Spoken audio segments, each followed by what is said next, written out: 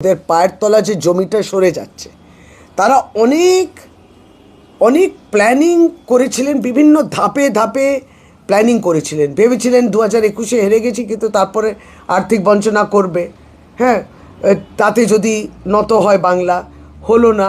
তারপরে লোকসভার আগে এই সিএ বিষয় নিয়ে তো তারা রুলসটা চালু করলেন, যে মতুয়া সম্প্রদায় ইত্যাদি একটা প্রভাবিত করা যায়।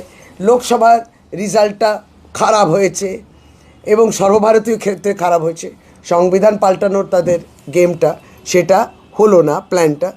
তারপর পরেই প্রত্যেকটি নির্বাচন, যেমন আগে নির্বাচনেও অষ্টম দফা নির্বাচন, ছড়িয়ে ছিটিয়ে নির্বাচন, কেন্দ্রীয় বাহিনী থাকবে, মানে পারলে বাড়ি বাড়ি চলে যাবে ভোটারের, অনেক রকম অস্ত্র, অনেক রকম চেষ্টার তারপরেও কিন্তু জেতেনি। এখনও ভাবলো এসআইআর, এটা তো ওদের পরিকল্পিত প্ল্যান, সাস্টেন্ড প্ল্যানিং, কনস্পিরেসি, ষড়যন্ত্র। তারপরে এসআইআর মাধ্যমে এই নাম বাদ দাও, এটা 2 কোটি নাম। যত না ইলেকশন কমিশন কিছু বলেছে, প্রক্রিয়া আরম্ভ করার আগেই ভারতীয় জনতা পার্টি বলতে লাগলো 2 কোটি নাম বাদ যাবে। এই নাম বাদ দেয়া, যেটা আবারও সর্বভারতীয় সাধারণ সম্পাদক আমাদের বলেছেন, ভোট চুরি হচ্ছে ভোটার লিস্টের মধ্যেই। আমরা অবশ্যই সতর্ক এই বিষয় নিয়ে।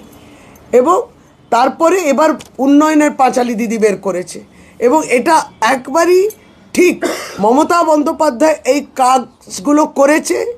এর সুবাদে প্রত্যেকটি প্রকল্পর সঙ্গে, একটি পরিবারে একাধিক প্রকল্পের সঙ্গে তারা যুক্ত রয়েছেন, এটা তো অস্বীকার করার জায়গা নয়।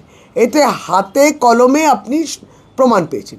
এবার উন্নয়নের পাঁচালীটা কি বলে, বিগত 14.5 বছরে তৃণমূল কংগ্রেসের সরকার, এই রাজ্য সরকার কি কি কাজ করছে, রিপোর্ট কার্ড। অভিষেক বন্দ্যোপাধ্যায় তো চ্যালেঞ্জ করলেন যে আপনিও তো কেন্দ্রে রয়েছেন 2014 থেকে, প্রত্যেকটি নির্বাচনের আগে একবারও রিপোর্ট কার্ড আমরা দেখতে পাই না। বাংলার জন্য কি করেছে, অনুন্নয়নের পাঁচালী। অনুন্নয়ন তো আপনারা করেছেন বাংলার জন্যে, বলতে হবে তো। 100 দিনের কাজের টাকা বন্ধ, বাংলা আবাসের গ্রামীণ যোজনার টাকা বন্ধ, রাস্তার জন্য টাকা বন্ধ, জলের জন্য টাকা বন্ধ।